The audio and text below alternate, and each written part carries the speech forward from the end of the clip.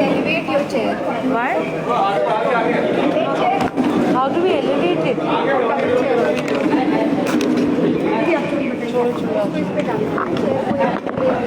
Hello audio test लिख room audio test 1 2 3 hello लिख room लगेगा उनको। ठीक सर ओके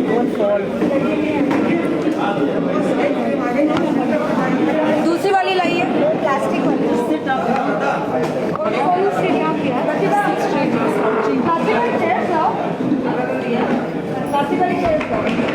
ऊपर फिट नहीं हो पाएगा I'll manage Mona. I'll sit down. गड्ढा वगैरह है तो देखिए ना, कोई बात नहीं, अभी ठीक है। No space to keep any paper here. इधर आइए ना, मेरे तरफ आइए। Sit प्रतिभा sit, बैठो यार। एक chair Mona sit. Okay, let's start. Come on.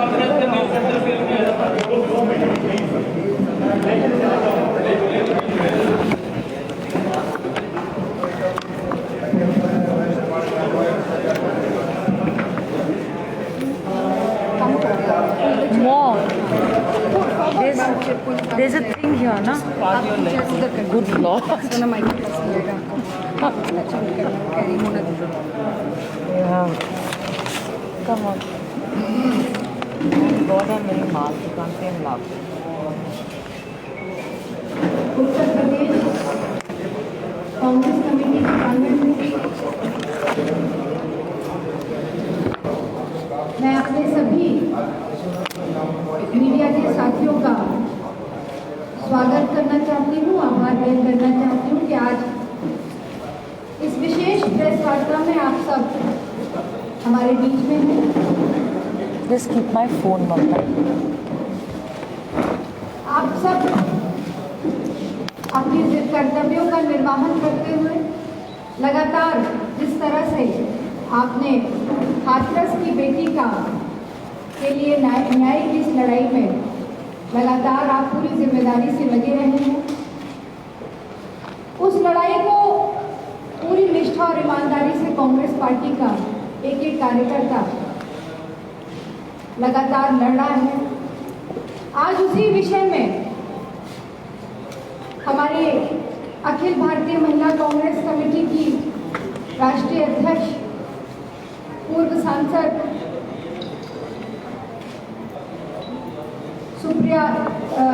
Sushmita Dev ji हमारे बीच में हैं, जिन्होंने लगातार महिलाओं के मुद्दे पर देश के कोने कोने में जाकर उनकी आवाज को उठाया है। मैं आभार व्यक्त करना चाहती हूँ उनका। हमारे बीच में हमारी वरिष्ठ नेता आदरणीय रजनी पाटिल जी, पूर्व सांसद और जम्मू कश्मीर की इंचार्ज हमारे बीच में है, मैं उनका भी स्वागत करना चाहती हूँ। CWC की मेंबर भी हैं वो, और राष्ट्रीय प्रवक्ता अखिल भारतीय कांग्रेस कमेटी की सुप्रिया श्रीनेत जी हमारे बीच में हैं। मैं आप सभी का स्वागत और कांग्रेस पार्टी उत्तर प्रदेश कांग्रेस कमेटी की ओर से करना चाहती हूँ। साथ ही हमारे बीच में हमारी दो महिला कांग्रेस की अध्यक्ष ममता जी 310 और government order for appointment of SIT 310। मैं बहुत समय ना लेकर के मैं सीधे अरे सी ये माइक इस प्रेस वार्ता को शुरू करने के लिए रजनी पाटिल जी को first day when they were trying to go there. When was it? यहाँ पे मौजूद महिला कांग्रेस की अखिल भारतीय अध्यक्षा Today is what 7th. Sushmita Dev ji, Not 3rd. राष्ट्रीय प्रवक्ता सुप्रिया जी, हमारे विरोधी पक्ष की नेता आराधना मिश्रा जी और हमारे महिला कांग्रेस की दो बहनें जो यहाँ पे मौजूद हैं। आप सभी को मेरा नमस्कार। 9 हाथरस के पीड़िता को समर्थन और उनके परिवार को सहानुभूति देने के लिए हम सब यहाँ पे देश के कोने कोने से आए हुए हैं, हम यहाँ पे आए हैं। और इस हाथरस के प्रकरण में भारतीय जनता पार्टी और संघ परिवार का सच्चा चेहरा सामने आ गया है। जो मानसिकता है उनकी विकृत मानसिकता, उसको उजागर करने का काम ये घटना करती है। मुझे सिर्फ 2-3 चीज़ों के लिए आपका ध्यान आकर्षित करना है। मैंने जब आज यहाँ आके सुना, कल रात से चल रहा है कि बाराबंकी के भारतीय जनता पार्टी के जो नेता हैं रंजीत श्रीवास्तव जी, उन्होंने बहुत ही घिनौना, घृणास्पद और बहुत ही गलत विकृत बयान दिया है महिलाओं के बारे में, लड़कियों के बारे में। और उन्होंने ये बोला कि हाथरस की घटना के बारे में जब डिस्क्राइब कर रहे थे तो उन्होंने ये बोला है कि ये लड़कियां गन्ने के, बाजरे के या चने के खेत में क्यों जाती है, क्यों मिलती है, क्यों नहीं वो जाती धान के खेत में। यही दर्शाता है उनका मानसिकता का स्वरूप। बीजेपी का अगर असली चाल चरित्र और चेहरा आप जानना चाहते हैं तो ये जो लोग हैं रंजीत श्रीवास्तव जैसे, ये लोग ही ये बयान देते हैं। उनकी बयान ही साक्षी है कि इनका सही मायने में चरित्र, चाल और चेहरा क्या है। फ्लैग्स यू थ्रू अवे ना। मैं यहाँ पे आई हूँ महाराष्ट्र से, और महाराष्ट्र जाना जाता है शिवाजी छत्रपति महाराज के लिए। हमारे बचपन से हमने यही सुना है कि छत्रपति शिवाजी महाराज शत्रुओं के बीवियों को भी माँ बोल के पुकारते थे। ये हमने सीखा है। पहली बार ये देखा कि हमारे घर की, हमारे गांव की, हमारे परिवार की, हमारे प्रदेश की लड़कियों के लिए यहाँ पे अगर इस तरह से गलत बयान करेंगे तो मुझे लगता है ये बहुत ही धिक्कार करने वाली ये बात है। अनाप शनाप अगर बोलते हैं तो आज मैं जो लोग बोल रहे हैं अलग अलग, बलिया के जो विधायक हैं उन्होंने भी यही बात कही दूसरे भाषा में। उन्होंने अच्छे संस्कारों की भाषा की कि जिनके संस्कार अच्छे होते हैं वो लड़कियों के साथ ऐसे नहीं किया जाता, रेप नहीं होता है। तो उसका कहना ऐसा है कि संस्कार अगर नहीं अच्छे होंगे तो ये कौन से संस्कार ये दर्शाते हैं, कौन से संस्कार उनके बोलते हैं। आपके प्रदेश के मुख्यमंत्री जी भी यही कहते हैं कि लड़कियां या बच्चियां अकेली जाने में सक्षम नहीं होती है, वो न स्त्री स्वातंत्र अर्हति जो हम बोलते हैं उसी को वो मानते हैं। ऐसे करने वाले लोग हैं जो इस स्त्रियों को स्वातंत्र का अधिकार नहीं, इसके ऊपर उनका पूरा विश्वास है। ऐसे लोग हैं और ऐसी मानसिकता से ही कुलदीप सेंगर जी या चिन्मय दास जी, ऐसे भारतीय जनता पक्ष के लीडर यहाँ पे इतने बड़े पैमाने में पहुँच गए। आज इस लाचार कानून व्यवस्था और राजनीतिक संरक्षण के चलते महिलाओं के खिलाफ बहुत अत्याचार हो रहे हैं। चाहे उन्नाव हो, शाहजहांपुर हो, चाहे गुजरात का नलिया कांड हो, सब जगह पे अत्याचार सुनने आते हैं। और दूसरी तरफ भारतीय जनता पार्टी के लोग उनके समर्थन में नीचे उतरे हैं, रास्ते पे उतरे, उनका समर्थन करते जा रहे हैं। आज जो राजीव पहलवान जो है, जो हाथरस का पूर्व विधायक था, वो भी इन आरोपियों के समर्थन पे रास्ते पे आ गया है। ये क्या दर्शाता है ये मैं आपको पूछना चाहती हूँ। और आज उत्तर प्रदेश का अगर हम सुनेंगे तो ये आलम हो गया है कि प्रशासन और पुलिस पीड़िता के बजाय आरोपियों के साथ खड़े हैं। पूरी व्यवस्था उन लोगों के पक्ष में है जिनके ऊपर जघन्य अपराध किए जाने के आरोप है, और वो लोग इकट्ठे होकर शक्ति प्रदर्शन कर रहे हैं। पीड़ित परिवार को दबाया, डराया जा रहा है, और ये उत्तर प्रदेश का रावण राज आज खुल के सामने आ रहा है। ये मैं आपको कहना चाह रही हूँ। इतिहास गवाह है साथियों कि जब भी ऐसी कोई घटना घटती है तो लोग खड़े उठते हैं, लोग खड़े हो जाते हैं। और एक आधी घटना आपको मालूम है इतिहास में ऐसे ही पुराने इतिहास में हुआ है, आपने अगर देखा होगा कि ऐसी एक घटना घटती है कि जिससे पूरे के पूरे राज्य चले जाते हैं। मैं यही सचेत करना चाहती हूँ कि महाभारत काल से अगर महिलाओं के ऊपर कर दीजिए अनीता जी। हाँ, महिलाओं के ऊपर अगर कोई अत्याचार हुआ तो लोग जाग उठे हैं, चाहे द्रौपदी हो। हमारे इंदिरा जी गांधी के लिए आपको मालूम है, जब उनको न्यायालय हिरासत में लिया था और जब पकड़ा था तो लोग जाग उठे थे। और परसों की घटना है जब हाथरस की पीड़िता के लिए हमारे नेता राहुल गांधी जी और प्रियंका गांधी जी जब रास्ते पे उतरी और यहाँ आने के लिए निकली तो राहुल गांधी जी के साथ भी धक्का बुक्की करने का काम यहाँ पे हुआ है। और न केवल उनके साथ लेकिन प्रियंका जी के साथ भी बदसलूकी करने का काम यहाँ पे हुआ है। मैं यही सचेत करना चाहती हूँ आदित्यनाथ जी को कि अगर ऐसे कभी हुआ है तो आप सचेत रहिएगा। ये लोग कभी माफ नहीं करेंगे। आपको कब उल्ट पलटा के फेंकेंगे आपको याद भी नहीं आएगा, पता भी नहीं चलेगा। और इसलिए इसके आगे मैं सुष्मिता जी को विनती करूंगी कि इस केस के जो डिटेल्स है वो आपके सामने उजागर करने की वो कोशिश करें। सुष्मिता जी। धन्यवाद रजनी पाटिल जी। यहाँ उत्तर प्रदेश के मेरे मीडिया के दोस्तों, आपके बीच हम पहली बार नहीं आए हैं। मेरे साथ सुप्रिया जी, रजनी पाटिल जी आज आराधना जी के साथ एक बहुत महत्वपूर्ण मुद्दे के लिए इस प्रेस मीट को हमने बुलाया है।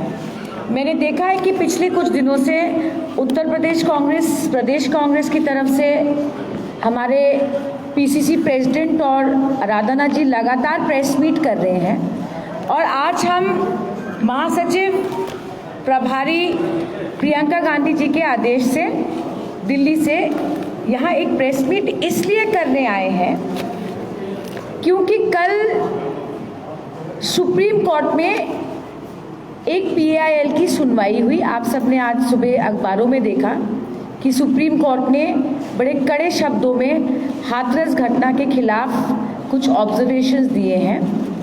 पर सबसे आश्चर्यजनक घटना ये है, मैं कई चैनल्स पे अभी देख रही थी कि आदित्यनाथ जी की सरकार की तरफ से जो एफिडेविट इस PIL में दर्ज हुआ, जिसको बार बार लगातार हम टीवी चैनल्स पे देख रहे हैं,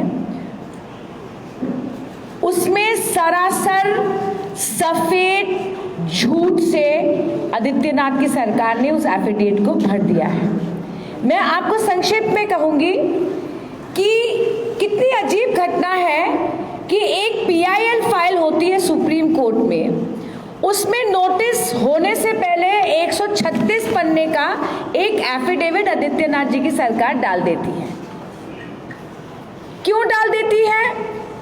उस एफिडेविट का प्रमुख उद्देश्य हाथरस की घटना की सच्चाई को निकालने के लिए नहीं, हाथरस की बेटी की जो हत्या हुई, जो बलात्कार हुआ, जो उसके बाद उसके परिवार के साथ हुआ, उसकी सुरक्षा के लिए नहीं, पर उस एफिडेविट का एक ही मूल उद्देश्य था कि आदित्यनाथ सरकार को बचाया जाए।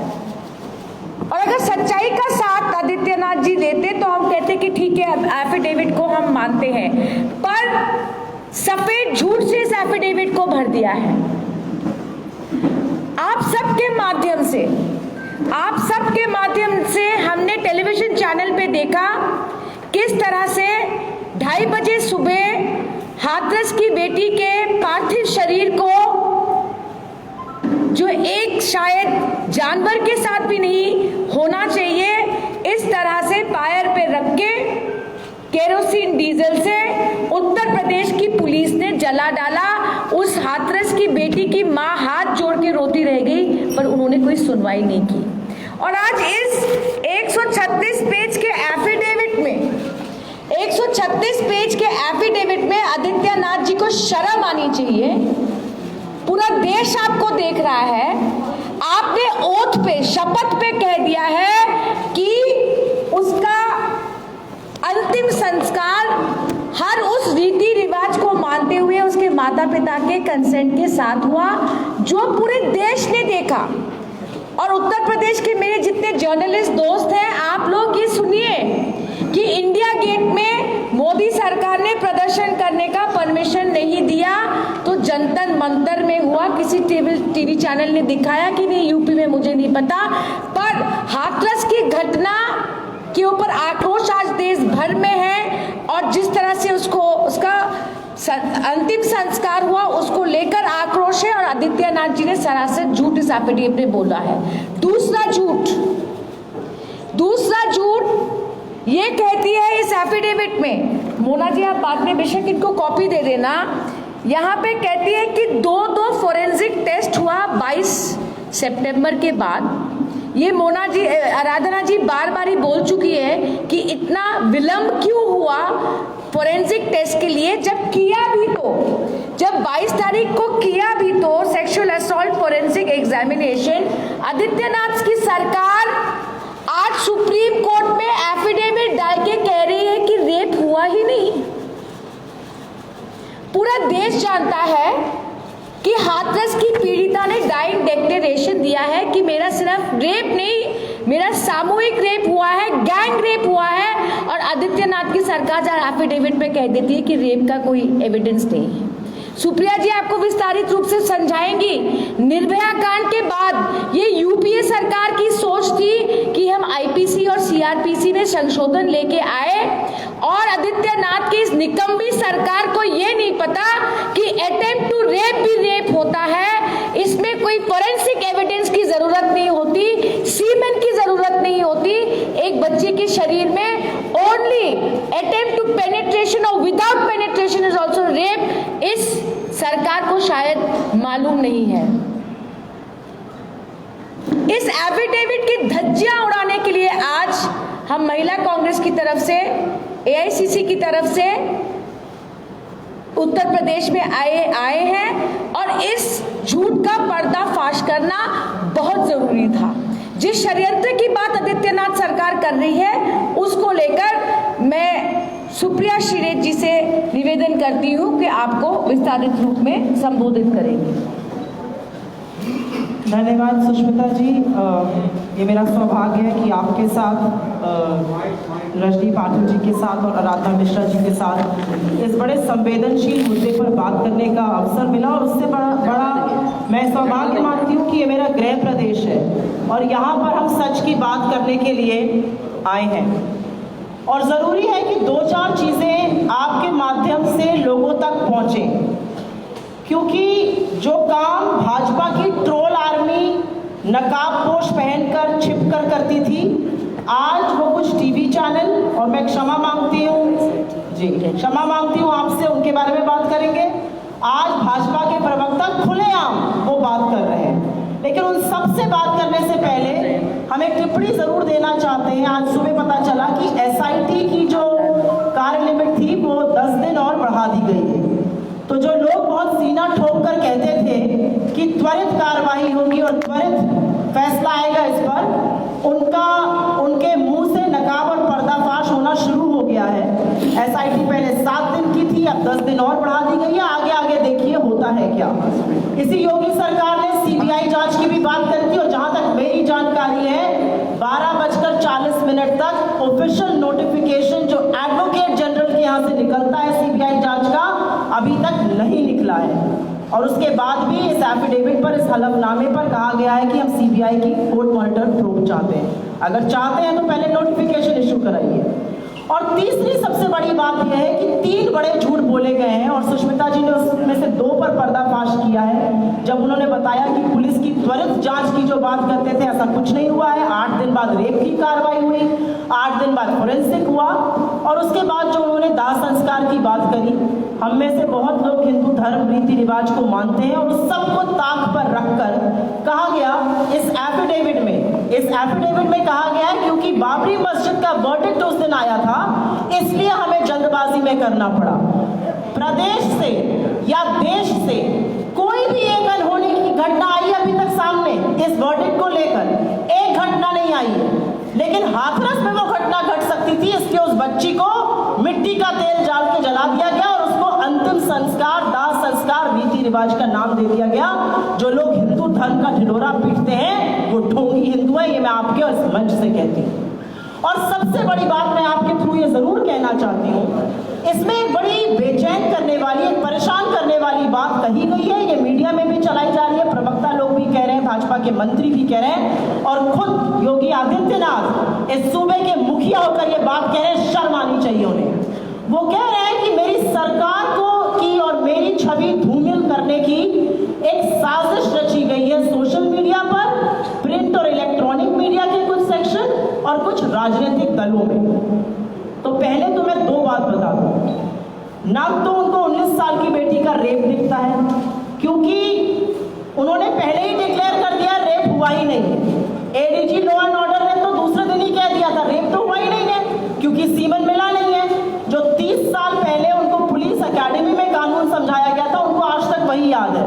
वो भूल गए हैं कि निर्भया कांड के बाद यूपीए की सरकार ने, जैसा कि सुष्मिता जी ने बताया, 375 आईपीसी की धारा को संशोधित किया था 2013 में, और सुप्रीम कोर्ट का जजमेंट है state of UP versus Babulnath, जो कहता है कि सीमन या वीर्य का मिलना रेप के लिए अनिवार्य नहीं है, पीनस पेनिट्रेशन भी अनिवार्य नहीं है, उसकी कोशिश करना भी रेप होता है। इनको अपने मुंह पर कालिक पोतनी चाहिए, जिस विक्टिम शेमिंग में पूरा प्रशासन और पूरी सरकार और पूरा महकमा लग चुका है।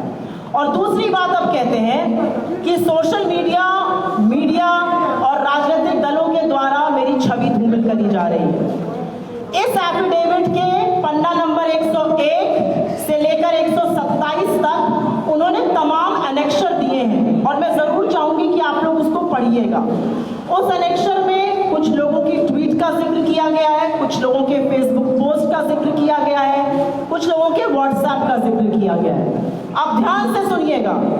जिन लोगों की ट्वीट का जिक्र किया गया है उनके 900 फॉलोअर्स हैं, किसी के 2000 फॉलोअर्स हैं। सबसे ज्यादा फॉलोअर वाला हैंडल जिसका उन्होंने यहाँ पे हलफनामे में जिक्र किया है वो 14,000 फॉलोअर वाला है।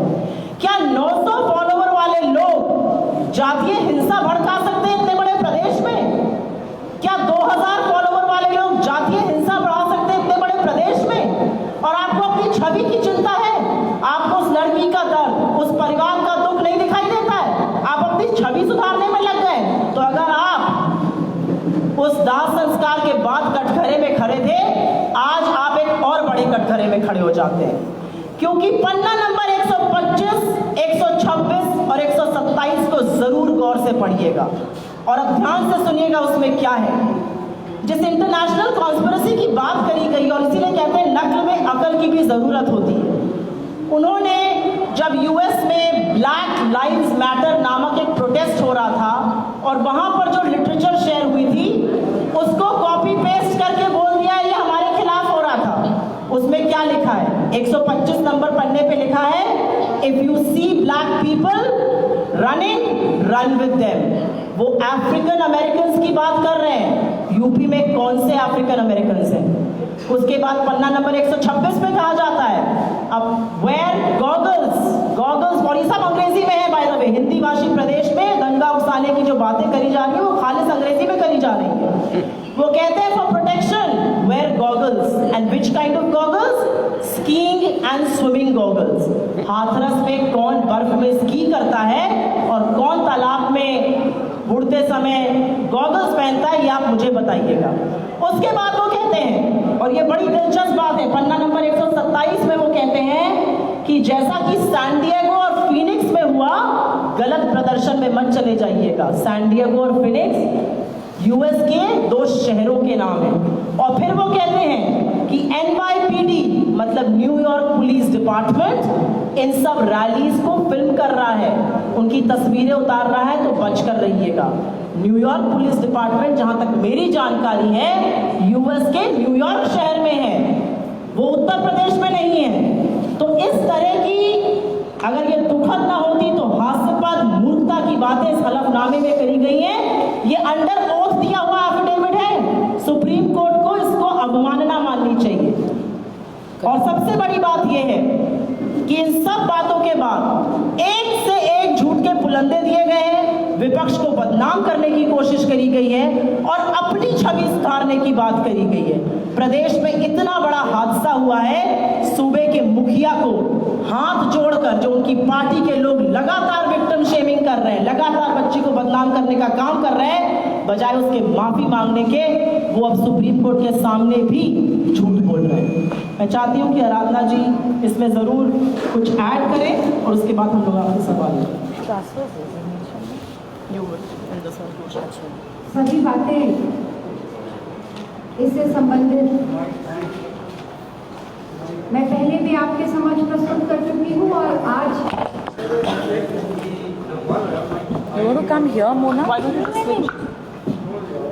सभी बातें मेरे ख्याल से रजनी पाटिल जी ने, सुष्मिता देव जी ने और सुप्रिया जी ने दीदी फिर कब होगी जो She should have sat there where you were sitting. नहीं आप बैठ। ठीक है ट्रांसफर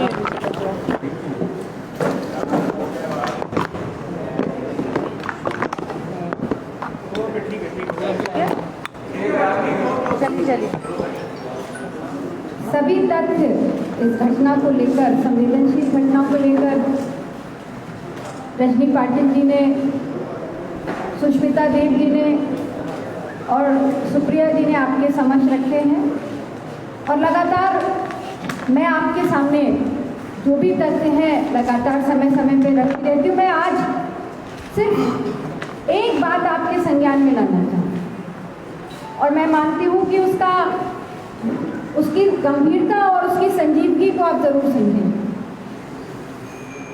आज मैंने अखबार में खबर पढ़ी और जब से मैंने पढ़ी है तब से मैं विचलित हुई हूँ और ये सोच रही हूँ कि लगातार जिस तरह से उत्तर प्रदेश में महिलाओं का उत्पीड़न हो रहा है, बेटियों के साथ बलात्कार हो रहा है, हत्याएं हो रही हैं, उसके पीछे की एक मूल वजह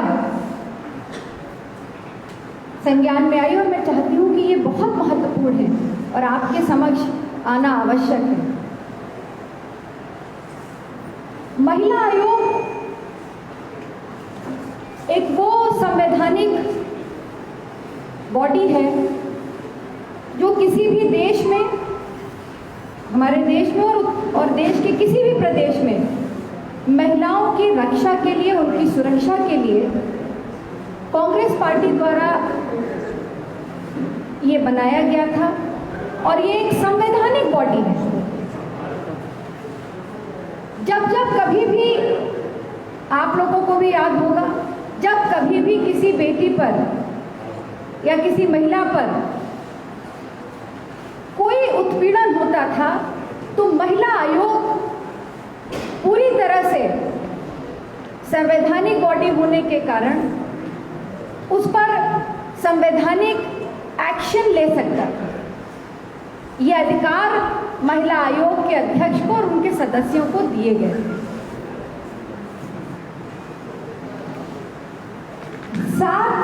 6 अगस्त 2020, इसको मैं फिर से रिपीट करना चाहती हूँ, तारीख नोट कर लीजिए। 6 अगस्त 2020 उत्तर प्रदेश महिला आयोग का जो कार्यकाल था वो समाप्त हो चुका है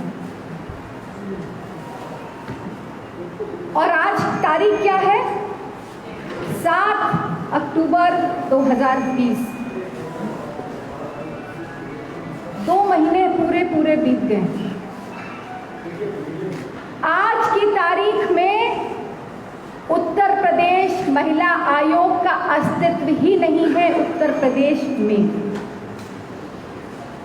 इसी से आप समझ सकते हैं कि उत्तर प्रदेश की सरकार महिलाओं को अधिकार दिलाने में कितनी गंभीर है। ना ही नोटिफिकेशन हुआ है कि उनका कार्यकाल बढ़ा दिया जाए और ना ही पुनर्गठन हुआ है। तो जिस महिला आयोग से उत्तर प्रदेश की महिलाएं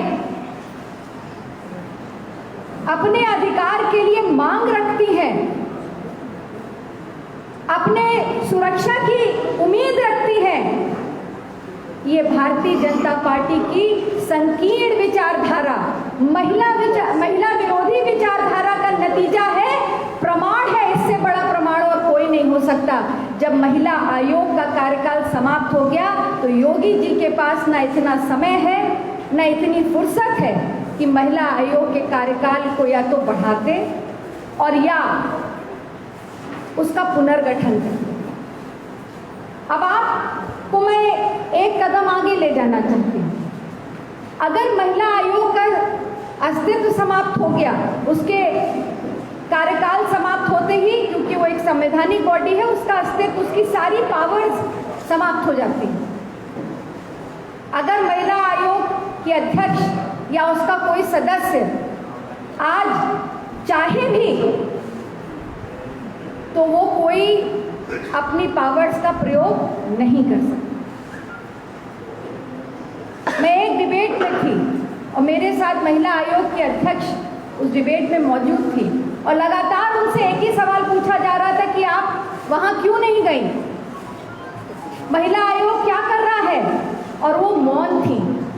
उस वक्त उनके मौन होने की वजह मुझे नहीं पता थी, आज मुझे उनके मौन होने की वजह समझ में आई, क्योंकि ना उनकी आवाज़ में ताकत रह गई है और ना ही उनकी कलम में ताकत रह गई है कि हाथरस की बेटी और दर्जनों घटनाएं, बलरामपुर, कानपुर, आजमगढ़, लगातार अगर बलात्कार की घटनाएं उत्तर प्रदेश में हो रही है, ऐसे माहौल में भी अगर महिला आयोग का अस्तित्व नहीं है उत्तर प्रदेश में, तो मैं कहती हूँ इससे बड़ी शर्मनाक, असंवैधानिक बात और कोई दूसरी नहीं हो सकती। मैं आपके माध्यम से उत्तर प्रदेश के मुख्यमंत्री योगी आदित्यनाथ जी से पूछना चाहती हूँ कि आखिर लगातार हर संवैधानिक बॉडी को समाप्त करती जा रही है भारतीय जनता पार्टी, जिस उत्तर प्रदेश में बेटियों के साथ इतना अन्याय हो रहा है, अगर वहां पे आपने एक बड़ी संवैधानिक संस्था महिला आयोग को भी समाप्त कर दिया, उसके प्रति ये रवैया है आपका, तो उत्तर प्रदेश में बेटियां सुरक्षित भारतीय जनता पार्टी के राज में नहीं हो सकती। और अगर आधी आबादी की सुरक्षा, उत्तर प्रदेश की बेटियों की सुरक्षा योगी आदित्यनाथ नहीं कर सकते, तो या तो उनको नैतिकता के आधार पर इस्तीफा दे देना चाहिए या महामहिम राज्यपाल को तत्काल ऐसी सरकार को बर्खास्त कर देना चाहिए। बहुत बहुत धन्यवाद। इससे पहले कि आप लोग सवाल पूछिए, हम एक चीज़ ज़रूर बोलना चाहते हैं, और क्योंकि उत्तर प्रदेश में है, एक तो सुप्रीम कोर्ट ने भयावह शब्द का इस्तेमाल किया और यह उच्चतम न्यायालय ने किया है, और दूसरा एक चुप्पी, इनफैक्ट दो लोगों की चुप्पी जो है वो बहुत ही निंदनीय है, और उस पर जितनी आपत्ति करी जाए, जितनी उसकी भर्त्सना करी जाए वो कम है। यही उत्तर प्रदेश से सांसद चुने गए हैं प्रधानमंत्री महोदय नरेंद्र मोदी जी। इतनी बड़ी घटना घट जाती है, कहां कहां से ढूंढ कर लोगों को ट्विटर पे लाते और बधाई संदेश देते हैं, लेकिन इस पर प्रधानमंत्री महोदय ने एक शब्द नहीं बोला है, एक शब्द की भर्त्सना नहीं करी है इसकी। और दूसरी सांसद है स्मृति ईरानी जी, और सिर्फ उत्तर प्रदेश से सांसद नहीं है, वो सिर्फ उत्तर प्रदेश से सांसद नहीं है, वो महिला और बाल विकास मंत्रालय की मंत्री भी हैं। मैडम ने अभी तक एक शब्द नहीं बोला इस पर, और दूसरों को इस पर राजनीतिकरण करने का पाठ पढ़ाती है। तो क्या जब वो प्रदर्शन करती थी सरकार में आने से पहले, तो वो ढोंग था? ये जरूर हम बोलने चाहेंगे और हम आपके सवालों का स्वागत करते हैं। सुप्रिया जी, इसमें भारतीय जनता पार्टी की सरकार का कहना है कि विदेशी फंडिंग हुई है, 50 करोड़ तो अकेले मॉरिशस से आए हैं, और विपक्ष उत्तर प्रदेश को दंगों में जुटाना चाहता है। मैं आपसे और आपके माध्यम से उल्टा सवाल पूछना चाहती हूँ। फंडिंग हुई है, अगर आपके पास इसके साक्ष्य हैं तो आप कार्रवाई करिए, गिरफ्तार करिए लोगों को, और जिस तरफ आपका इशारा है उस ऑर्गेनाइजेशन को बैन करिए। आप तो 6 साल से आपकी केंद्र में सरकार है, आपकी सरकार को यहाँ पर 2.5 साल, आप किस बात का इंतजार कर रहे हैं? 3.5 साल यहाँ पर हो गए, आप किस बात का इंतजार कर रहे हैं? अगर वाकई में आपके अनुसार कोई साजिश हुई है तो आप कार्रवाई करिए, लेकिन क्या उस पूरी बात से इस पीड़िता के रेप का, उसके मौत का, जिस तरह से कानून की धज्जियां उड़ाई गई, जिस तरह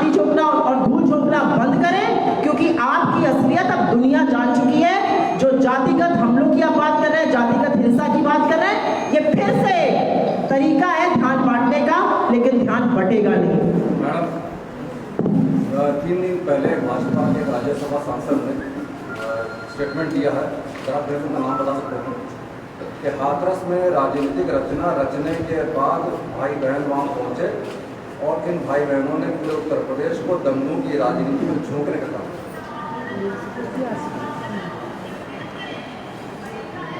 ये भारतीय जनता पार्टी के सांसद हैं, शायद राज्यसभा से आप कह रहे हैं। तो भारतीय जनता पार्टी के सांसद से मैं पूछना चाहती हूँ कि राजनीतिकरण अगर बलात्कार का किसी ने किया है वो प्राइम मिनिस्टर मोदी ने किया है, और ऑन रिकॉर्ड प्रधानमंत्री मोदी जी ने 2014 लोकसभा के चुनाव से पहले कहा था वोट डालने से पहले निर्भया को जरा याद कर लो।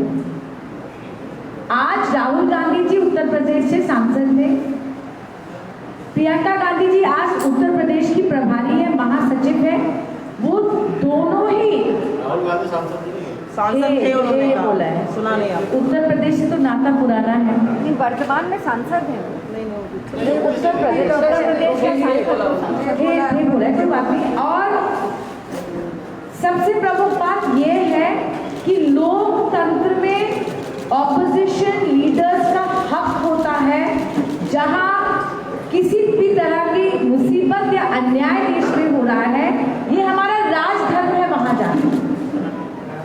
और भारतीय जनता पार्टी के सांसद को मैं ये याद दिलाना चाहती हूँ कि मोदी तो वो प्रधानमंत्री है जब मुंबई के ताज में जब टेररिस्ट अटैक हुआ था, वहां पर भी वो शेरवानी लगा के चले गए थे पोस्टर में।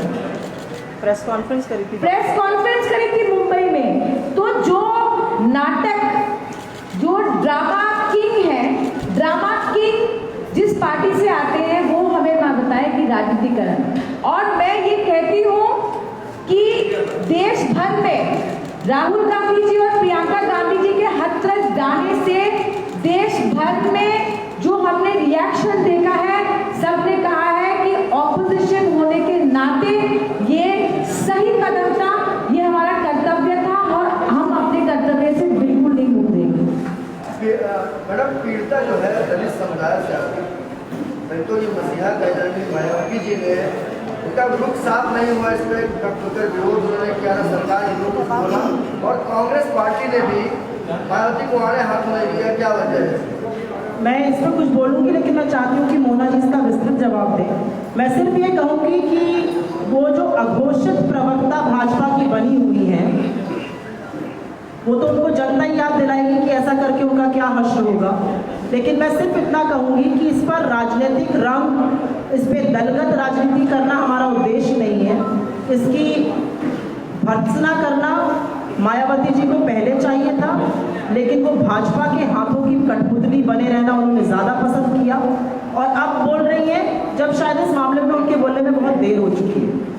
मेरा सवाल ये था कि कांग्रेस के सुप्रीमो जितने भी हैं, उनका भी मायावती जी के ऊपर कोई बयान नहीं आया इस तरीके से।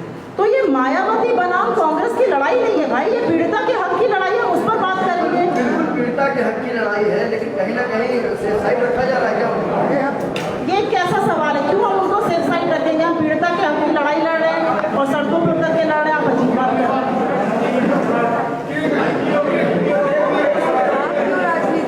सुप्रिया जी, मैं आपको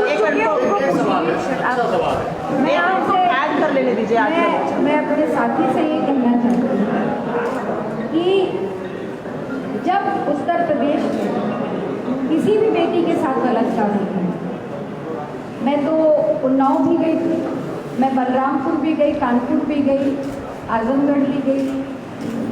कांग्रेस पार्टी हमेशा, चाहे वो जिस धर्म की बेटी हो, जिस जात की बेटी हो, जिस बिरादरी की बेटी हो, उत्तर प्रदेश की बेटी उत्तर प्रदेश की बेटी है। अगर वो पीड़ित है तो उसकी जात, धर्म और बिरादरी देख करके कांग्रेस पार्टी उसके अधिकार की लड़ाई नहीं लड़ती। हाँ, ये ज़रूर है कि कुछ दल ऐसे हैं, कुछ पार्टियां ऐसी हैं जो जात और धर्म और बिरादरी देख करके राजनीति करते हैं। कांग्रेस पार्टी के लिए हर बेटी बेटी है। और जो सवाल आपने पूछा, मुझे लगता है वैसे मौका आपको नहीं मिलेगा, पर अगर कभी मायावती जी की प्रेस कॉन्फ्रेंस में जाइएगा तो मेरी तरफ से ये सवाल उनसे ज़्यादा कर जिलाधिकारी का लगातार वीडियो वायरल हुआ, लगातार ये बात सामने आई कि परिवार को धमकाया, लेकिन अभी तक उस जिलाधिकारी पर कार्रवाई नहीं की। कारण ये है कि जो IAS संघ जो है उसमें खासा नाराजगी देखी गई। क्या यही कारण है कि उनको अभी तक निलंबित नहीं किया गया? देखिए, लगातार कांग्रेस पार्टी जिसकी शुरू से ये मांग रही है और उस परिवार की भी जो 5 मांगें उन्होंने रखी थी उसमें दूसरे नंबर पे यही मांग थी कि तत्काल जिलाधिकारी को वहां से हटाया जाए और उनके खिलाफ कार्रवाई हो। मैं आपसे एक सवाल पूछना चाहती हूँ कि आप सब लोग बहुत लंबे समय से कवर करते आए, क्या पोस्टमार्टम या मेडिको लीगल केस की अंत्येष्टि बिना DM की परमिशन के रात में हो सकती है? सूर्या से मुझे ये बताइए, नहीं समझ। इसके लिए जिलाधिकारी की परमिशन चाहिए होगी। इसका मतलब जिलाधिकारी ने परमिशन दी, किस दबाव में जिलाधिकारी ने परमिशन दी? और मैं ये जानना चाहती हूँ कि इसके बाद जितने वीडियो जारी हुए जहाँ पे यहाँ तक आरोप लगा कि उन्होंने परिवार के एक वरिष्ठ सदस्य को सीने में लात तक मारी है, दबाव बनाया परिवार पे, यहाँ तक कहा है कि मीडिया आज है कल नहीं रहेगी, हम ही आपके साथ रहेंगे। इतनी बयानों के बाद भी आखिर उस जिलाधिकारी को, जो उस जिले का मुखिया था, प्रशासनिक मुखिया था, उसको क्यों बचाने का प्रयास कर रही है सर? ये बहुत बड़ा प्रश्न है।